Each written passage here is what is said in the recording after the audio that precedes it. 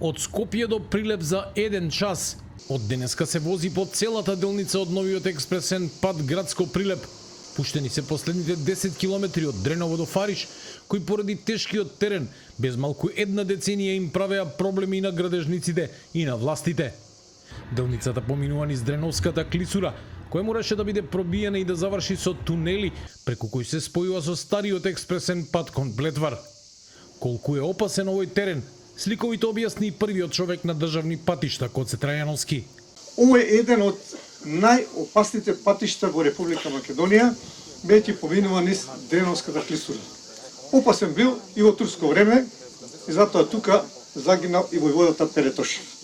Поместивме планина за да го изградиме овој пат, вели министерот за транспорт Александар Николовски, кој додаде дека оваа делница е втора најтешка за работа после автопатот Охрид-Кичево, критикувајќи ја претходната власт за лоша изведба.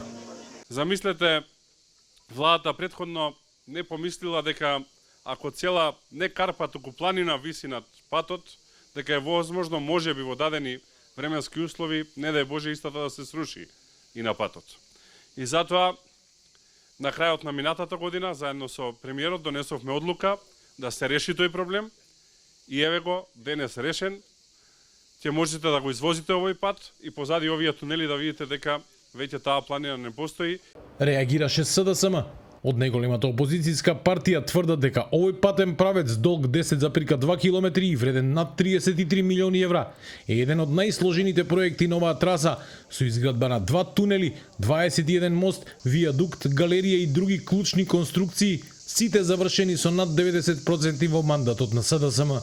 ВМРО ДПМН е по цела година власт се слика на отворење на пат за кој само санира едно свлечиште, поставија сигнализација и неколку огради. Врати премиерот Христијан Мицкоски. Ова е време кога ќе градиме наместо по принципот на претходниците кои крадеа, рече тој.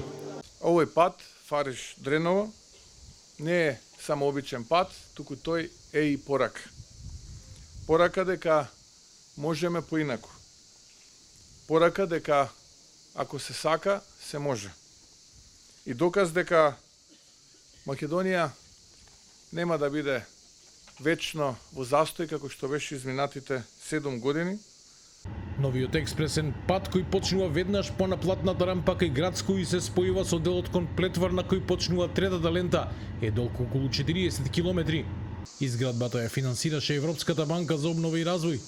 Со неговото пуштање во употреба се избегнува стариот пат кој поради лошата конфигурација и честите непрегледни кривини секоја година земаше десетици жртви во сообраќајни несреќи.